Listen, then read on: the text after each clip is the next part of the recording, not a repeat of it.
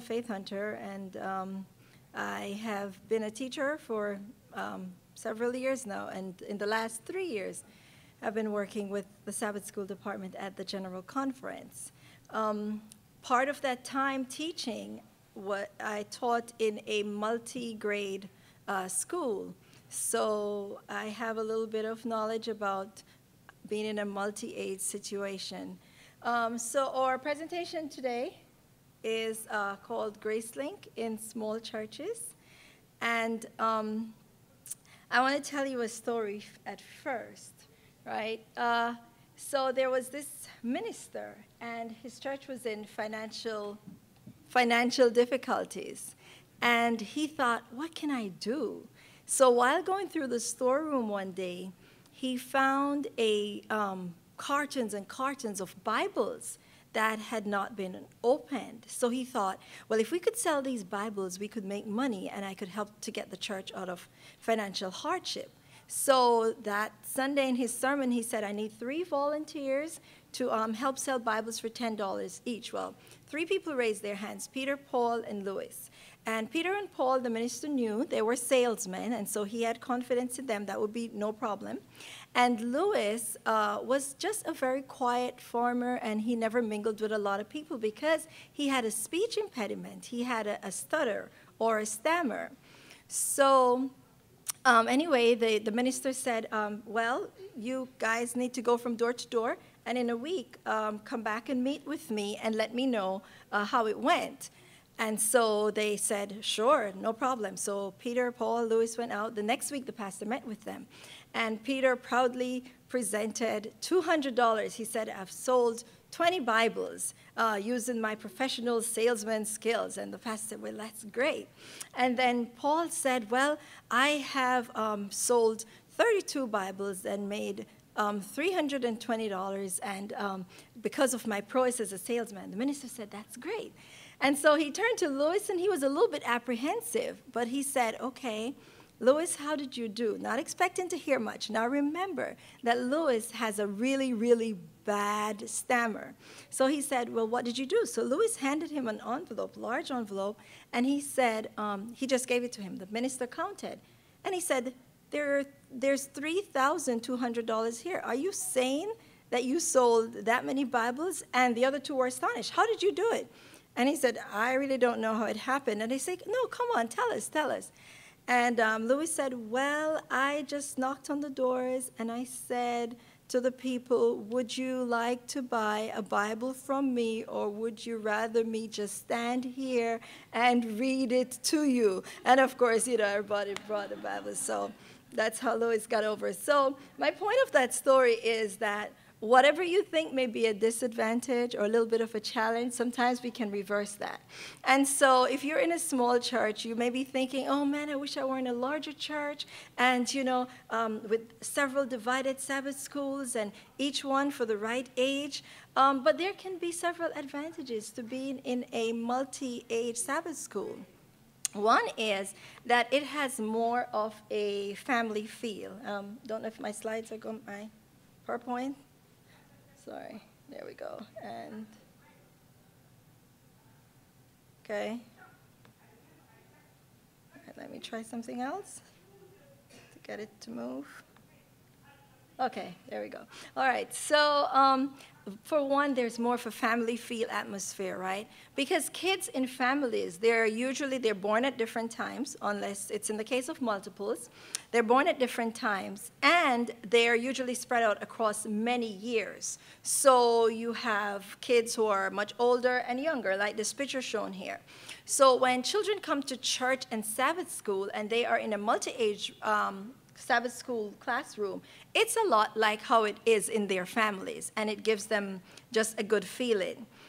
Someone said that human beings aren't usually born in litters, but we seem to insist that they be educated in them, meaning everyone needs to be the same age at the same level, but it's actually a lot better when you are able to educate people in different age ranges. One of the advantages to a multi-age Sabbath school in a small church would be that older children can help the younger ones. This develops a sense of leadership for the older children. It gives the younger child something to aspire towards. And who knows that there's nothing a 10-year-old likes better than telling a 9-year-old what to do, right? Just because they're older. So that's one advantage. Another, some of the challenges, though, that you could face in a multi-age Sabbath school room is that the older children could dominate. The class needs to be simple enough for the younger children and challenging enough for the older children. And then the question is, what level do I teach? What lesson do I use? And how can all of these levels be taught at the same time? One of the ways to deal with the challenge of, saying, having older children dominate is to create special privileges for the older children.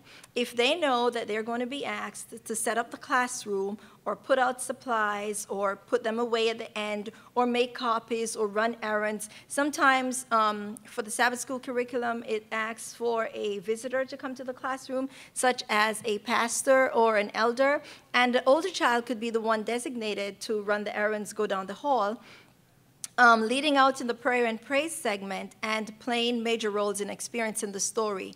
If the older child in your multi-age class knows that they have a designated task that they will be asked to do, then they will be less likely to grab for attention in their in your class time.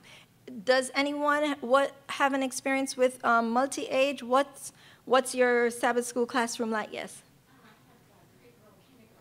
Cradle roll, okay. 0 to 6, okay. Anyone else? What's the age range? Yes.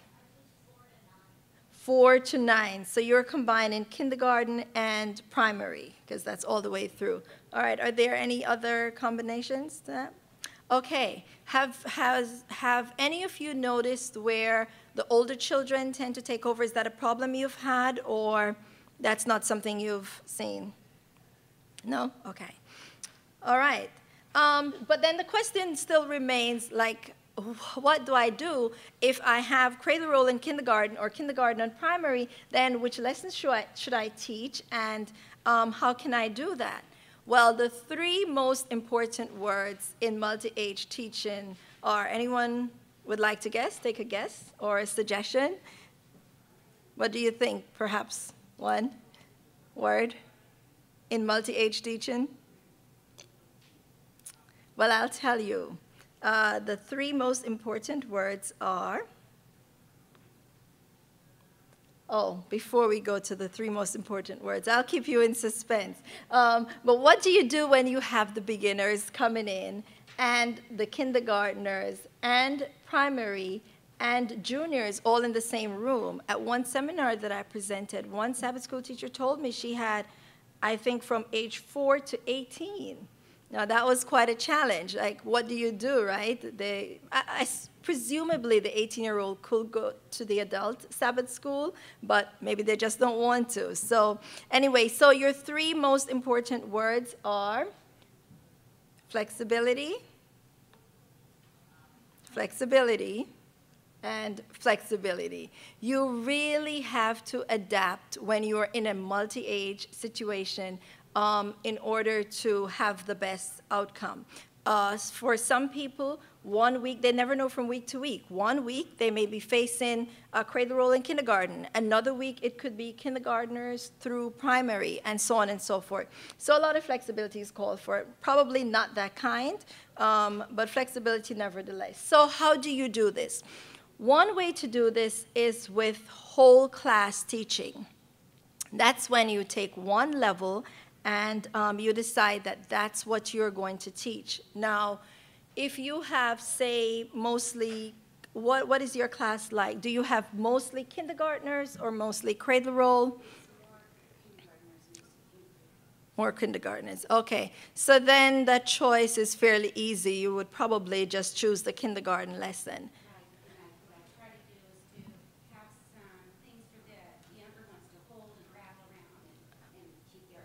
Okay, okay. All right, how about you? How is your class divided? Is it mostly primary or mostly kindergarten?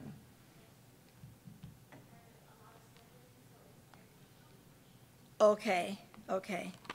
So it really, all right. Well, if you have decided that you're going to teach the class as a whole, first of all, you need to decide, okay, I'm going to be doing the kindergarten lesson in this class, even though there are primary children there. Or I'm going to be doing the primary lesson, and even though they're kindergarten. And my suggestion would be to talk to the parents and say, you know, this is the situation that we have at our church. We don't have enough children to make one class. So we are going to use just this one lesson, this one level, and we'll make the modifications, right? So take, for example, the kindergarten lesson that you have in front of you. That's the one, New Friends.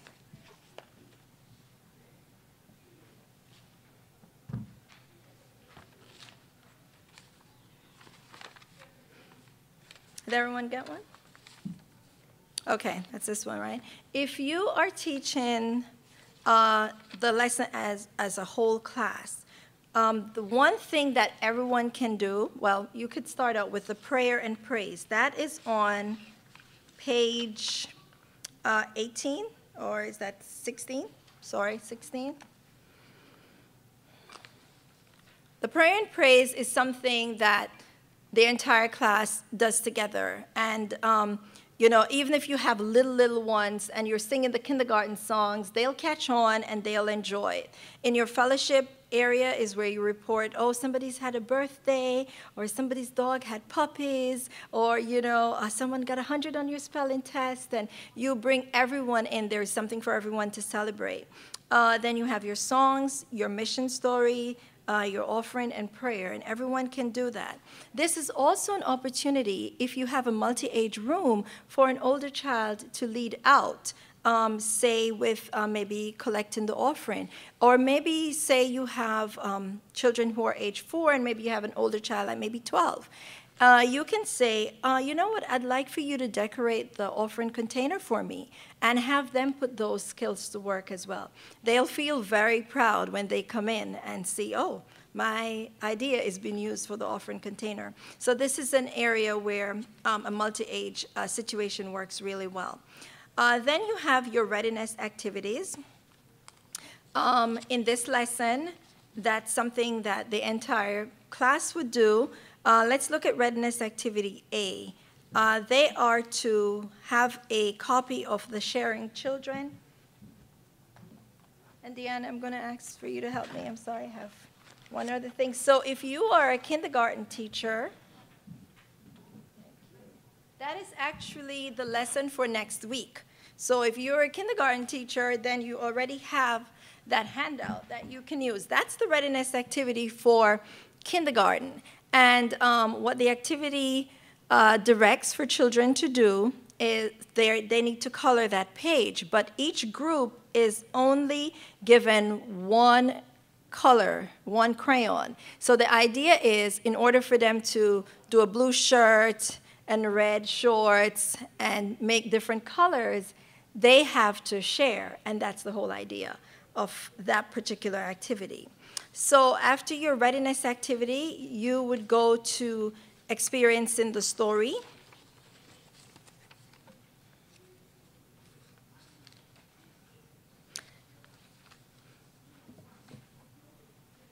And on your handout, that's on page 14. In experiencing the story, this is a story about the early church shortly after they became Christians. And they decided that they would share with each other. So we have to use a little bit of our imagination, because we're not told exactly what happens in households or houses. But in this lesson, we're using our imagination to see what it might have been like for a family preparing to have guests. So you would tell, the story has a mom, a dad, and a little girl, and they are preparing for guests. So with older children in your classroom, you can have someone be the mom, be the dad, and then a younger child be the child. Or you can tell the story just to the entire class, or have them role play. So these are all different ways that you can use children in a multi-age setting for that. And if you would go to the next page, after your story, There are debriefing questions. This is on page, I think that would be 15. And I think my mic just fell. Sorry. Try to stick it somewhere again. Okay. So we have debriefing questions. These are questions that test for the children's understanding of what they've just heard in the story. This is a very important element of this particular curriculum, Gracelink. And the children then get a chance, you get a chance to see how much they've learned from the story. Again, this is a great opportunity to pair a younger kid with an older one. In education, we have something called Think, Pair, Share, where when a question is asked, you put two children together. They form a pair. First, they stop and they think about it. How many of you think it's important to teach our children to think, right? So important. And I think one of the advantages that we have as Adventists is that our children get that. They get that in Sabbath school, they get that at school, and so this is a great opportunity. So in a pair, they think about the question, and they try to come up with an answer for the question. And then they turn to each other, and they talk about it. So what did you get? What's your answer to this question? What do you think? For example, the first question, what do you think that people who shared during the time of the apostles thought about sharing? Well, a younger child may have some difficulty thinking about that, but if you have older children in your class, then they can give them examples. And a lot of times, younger children will learn a lot more quickly and more easily from an older child than even, say, from the teacher. And then, eventually, they learn to share their activity, what they have thought with the rest of the class. This builds confidence. They feel valued because, oh, yeah, somebody else had a similar answer, and they feel appreciated in that setting. All right, so that's pairing and working with the multi-age class if you do it as one class. But what about if you really have very different ages and you really want to do both lessons? It takes a lot of work, but it can be done. Has anyone ever tried to do both lessons at the same time, or tried to? What do you usually do in your Sabbath school classrooms when you with your mixed age children? Do you just do one lesson? Just the one lesson usually? And there's so much. This material is so good. Yes. There's so much. You could go 2 hours with it. Right, you could. And that's really important for, for teachers. This is not all set in stone. We always say modify for your own activity. But I'd like to show you an example of how this could be done with 2 lessons. So for example, this is the primary lesson, and you have this one as well, right?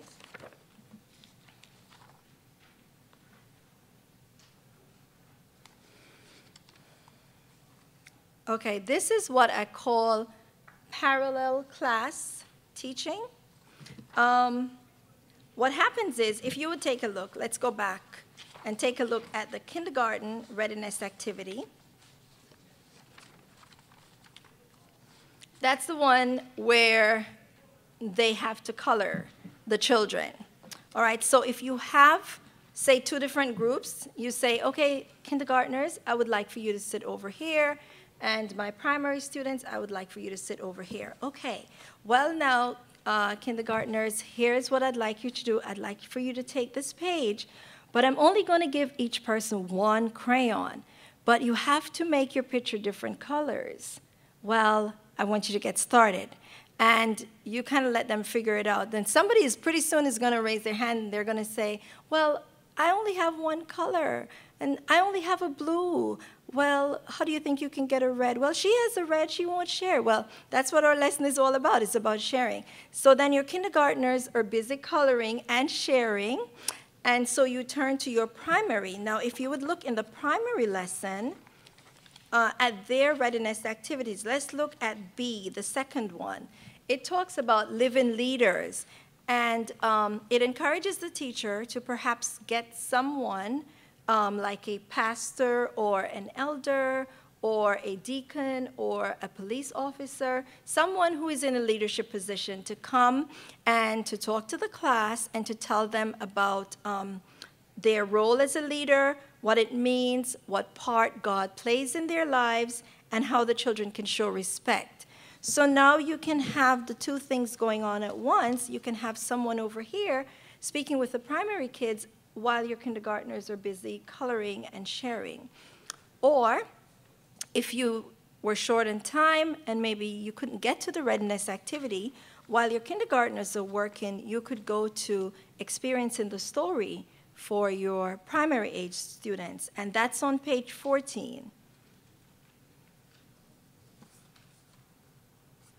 Now, in this story, it's about Deborah, and she was a judge, and how she helped Barak to win the battle with Sisera. That's something that you could discuss if your juniors have had a chance to look at the story before. Maybe you could make a handout, or they would just look in their Bible study guides, and they might have read it before, so now you can discuss it, or you can give them a chance to role play. They would like nothing better than that. All right, and so you talk about their story a little bit, and if you would go to the next page, page 15,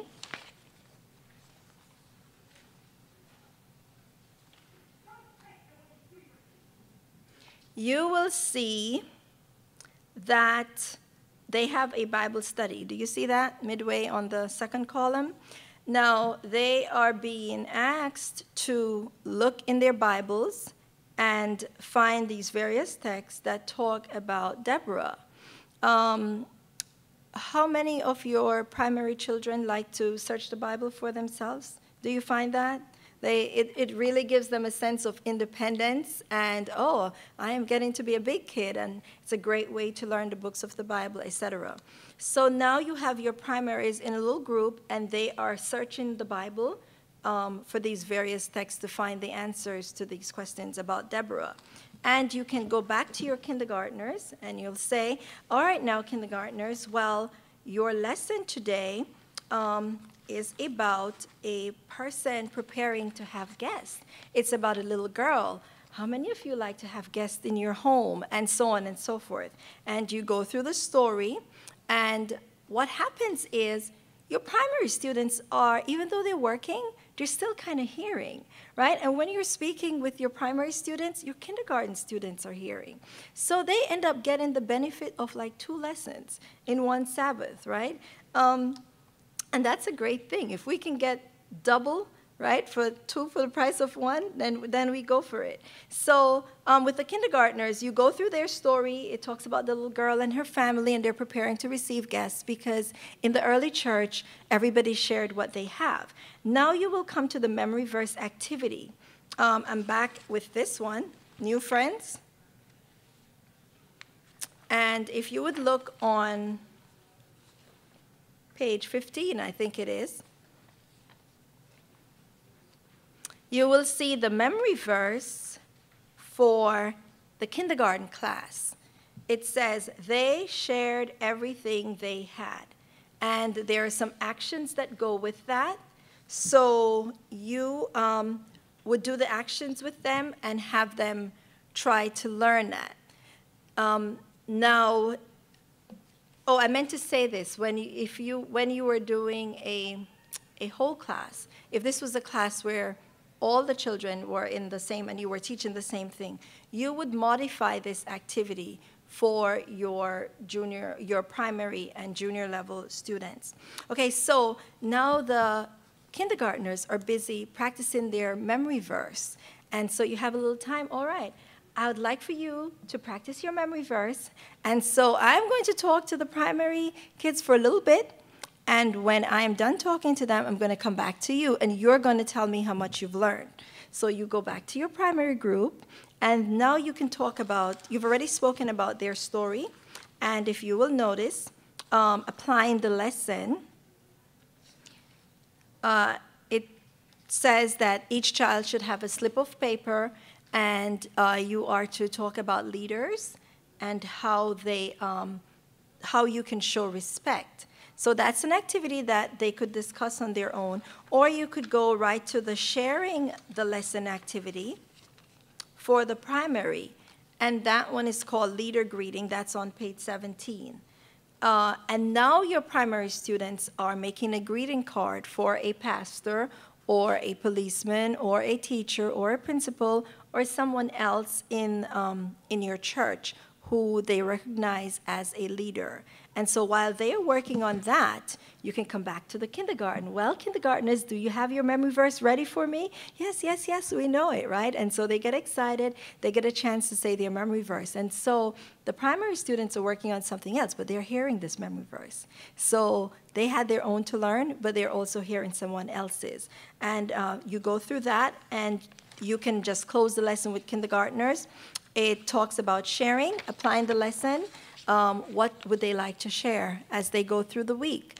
And then they are invited to make some food, whether it's maybe just a simple sandwich, maybe a slice of cheese with some bread or a fruit or some sort of snack, and you pass that out, and you give them their little baggies, that's what it calls for, and they are to take that home and share it with someone. Chances are they'll probably share with someone in their family, or they might have a friend that they would like to share with.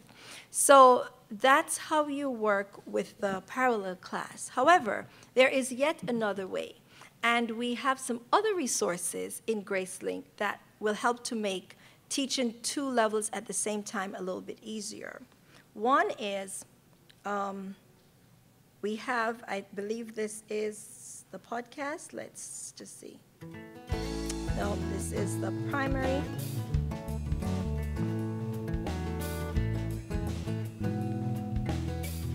Hello, boys and girls. This is Aunt Fernita. Today's story is called Women Take the Lead.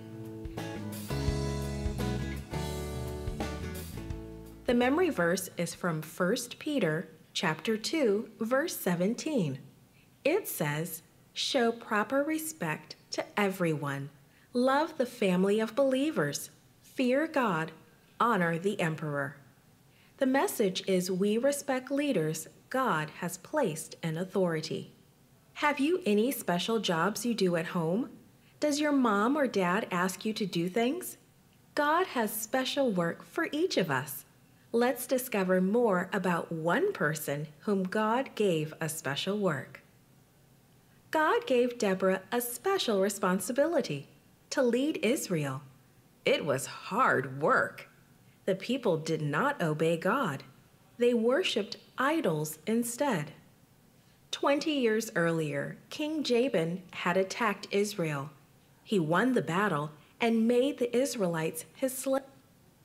Okay, I'll just pause there. This is actually the lesson for next Sabbath, and this is the primary animation. Someone in our department had enough vision and foresight to think ahead and think, what could make things a little bit more interesting for children, and it would help to reinforce the lessons they were learning and also help teachers and parents. So he came up with this idea of creating the videos and the animations, and they have been a really big help for those people who know of them and use them. So if you have a parallel class and you're trying to teach both lessons, I wouldn't suggest you put this on a big screen because then everybody would want to watch. So if you have an iPad or a smaller screen, then you can gather your primary Sabbath school children around that, and that's their lesson while you're working with your kindergartners, whether you're doing the readiness activity with them or whether you're doing their memory verse activity or whatever it is.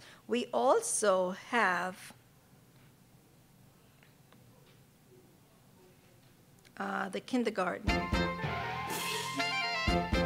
Hello, boys and girls. This is Aunt Fernita, and I have a wonderful story for you called New Friends.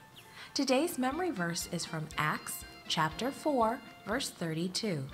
It says, "They shared everything they had."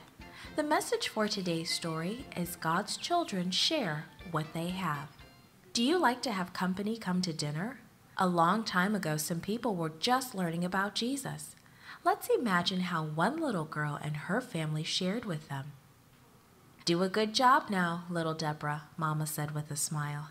"Company is coming to dinner again tonight." Deborah looked up. "Who?" she asked.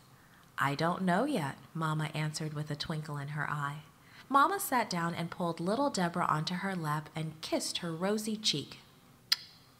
"I will explain it to you," Mama said. "The apostles are preaching the good news about Jesus all over our city." Okay, I'll stop there.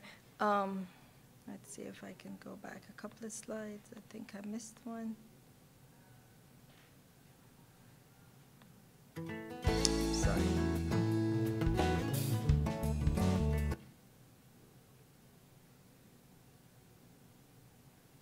Okay, I am not able to, well, let's try this. Okay. Welcome to PowerPoints, the podcast lesson to make learning the Bible fun and easy to follow. This podcast is based on the GraceLink curriculum for the Junior Sabbath School Bible Study Guide from the General Conference of Seventh-day Adventists. You can read along at juniorpowerpoints.org. There, you can also download and subscribe to these podcasts under Resources or on iTunes.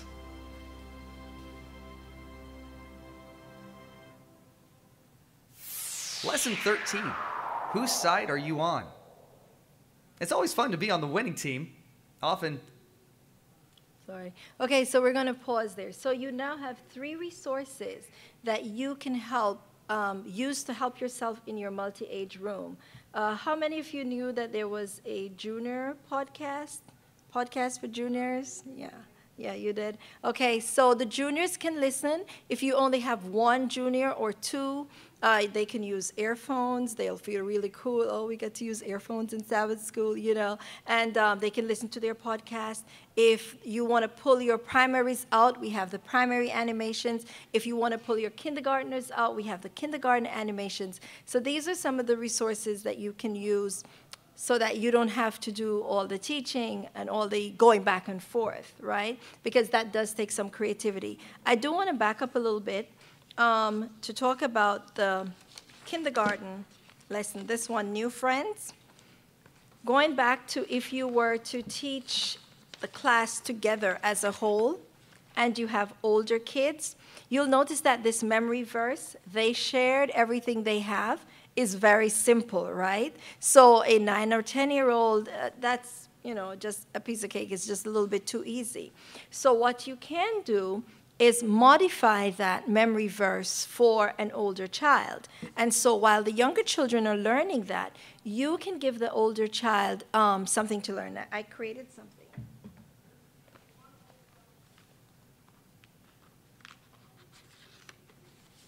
I'll just ask you to take one. So what's coming around now? Just something, it's just fill in the blanks for that memory verse that I've created so that if you have a room with an older child or 2 and younger children, that they don't feel like they're being babied. It's actually something they're going to have to open their Bibles, they're going to have to look in it, and they're going to have to fill in the blank. And again, this is usable. So if you have a multi-age classroom, you can use this next Sabbath for an older child in your classroom. All right. Are there any questions at this point? Yes? So, we don't have beginners in kindergarten coming together. We've got a different situation where we're we're going to change curriculums. Okay. And I noticed, with GraceLink, so we're going, the traditional is 0 to 3. Right. And so on. But GraceLink is 0 to 2.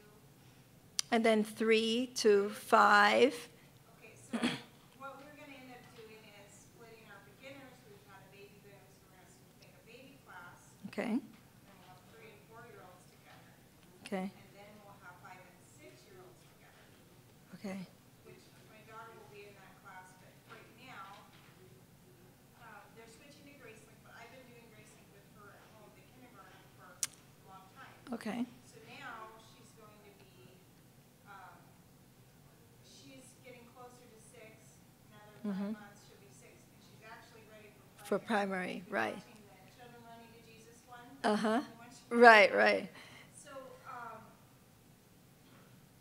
so how, these lessons, for instance, that she has been doing, they're gonna start doing in her class, she's gonna keep doing them for really an extra year for her. And then they've had just some boys, so we have a difference of like, and I have a son, so it's nothing against boys or whatever, but they're just different.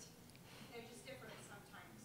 Very verbal, talkative girl who's asked a million questions, and a boy who, I have a boy Would who's rather very active and hands-on and Right. whatever. So we've got her, and then we've got these 4-year-old boys who just moved into this class. And I thought we'd stay there and not go back when we split up differently.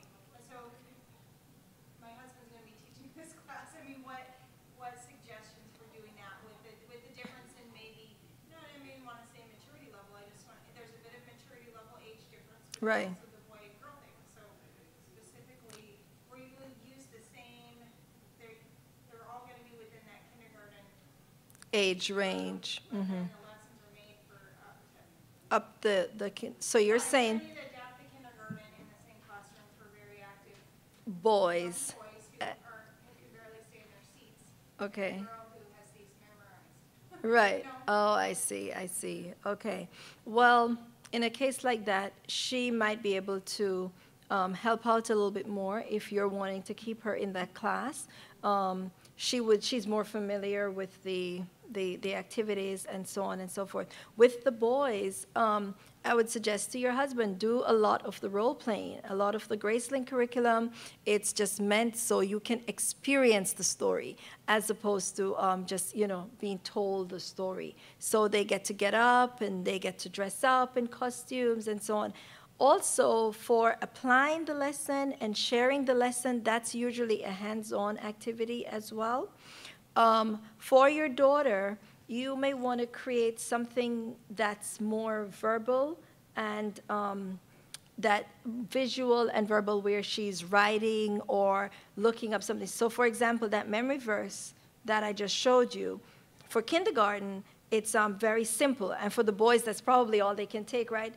They shared everything they had. I know it, I'm done, right? And they're wanting to do something else. But for her, she might be able to learn the entire thing. So it will take a little bit more creativity and just extra effort. But then she can sit down and she will use her Bible and perhaps fill in the blanks and learn the entire thing. So that way she's challenged. It's still a little bit new. It's, she hasn't seen that before. But it would take some effort. And then I guess when we're making this transition from a very also traditional kind of information kind of download kind of with the analytical style or whatever that teaching style Right. Where you give The information. and they're looking at these lessons like, okay, these really seem simplistic. So we're making that Transition. It takes a lot of open-mindedness, I don't know, Right. to make this transition as adults and then reassure parents, okay, if we're so used to doing everything the same with all the kids and keeping it all the same, reassuring them if we're doing a little bit different with these kids in the same class and making all these changes that we know what we're doing. Yeah. That we're doing it for good reasons. I think people tend to perceive this curriculum as being simplistic, perhaps because it's a lot more active. But when you look at this curriculum, you'll notice that there's quite a bit of Bible study involved. There is that Bible study section. There is the debriefing section where they're asked questions and they have to kind of really think and come up with the answers. And then applying the lesson, they have to see how that applies to their lives as well as plan to do something with that next week. So it's a more holistic approach to the lesson where you're not just coming to Sabbath school and you're getting the information. No, we're encouraging them to apply it and do something with it throughout the week. So you're not losing any Bible knowledge. That's what I want to say. You're not losing that. But studies have also shown that children who experience something, they tend to retain it a lot better rather than just hearing. You can hear it, you remember a little bit, and you see it and hear it, you remember more. But the best way to remember something is to experience it. So those are some of the things you can say. It's the way children learn, and it has been found to be effective. And the Bible element is just as strong. Yeah, yeah. You're welcome. Any other questions regarding that? Okay, so to finish up, whether you do a whole class approach, where you're using, oh, somebody has a question? Oh, sorry.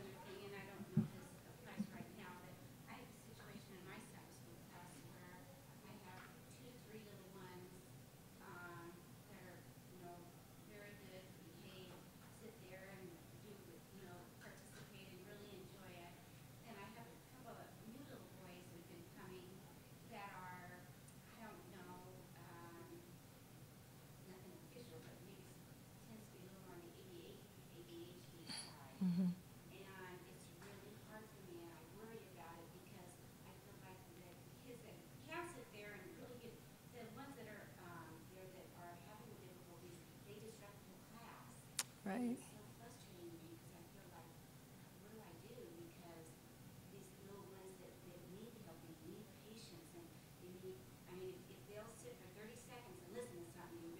Right. Right.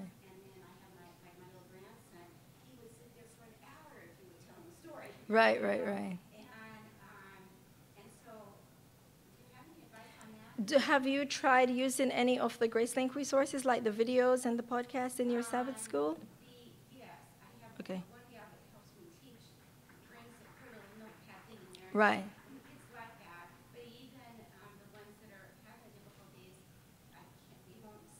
They won't. Right, right. How does the role playing and the experience in the story, how does that work in your class? They enjoy the role playing a little bit. They can get in, but I just can't keep their attention Long enough. Like if I tell them, okay, now I'm the teacher here, so I'll sit them down, I'll put them on my lap, and then somebody else will be leading out in the story or the role playing. And in about a minute, I can't hardly physically hold them down. They just. Well, do they get a chance to be participating in the role playing? Do the costumes? Okay, okay, all right. You know, this curriculum is built so that children get a chance to be active.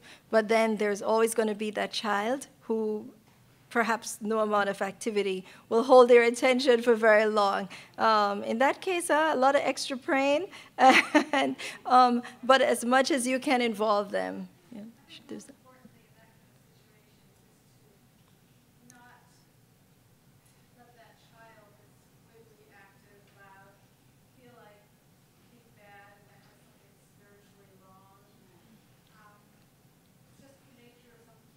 Mm-hmm. And they probably need you more than good kids who just sit there and listens. Right.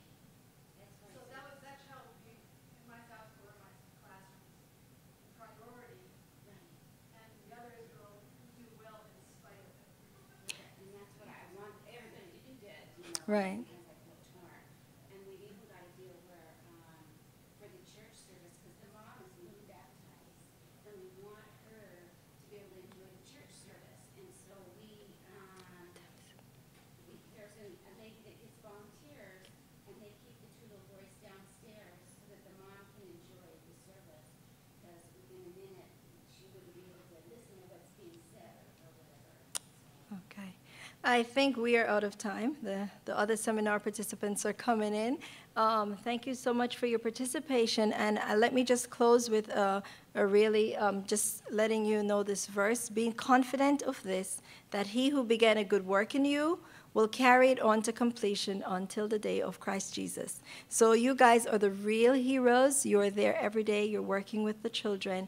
And I just applaud and appreciate that. And also, if there is anyone who would like videos, we have the primary videos on a CD, several of them that you can have, and also the kindergarten. And they're available, and you can come see us afterwards to get one. Thank you. Thank you for being here.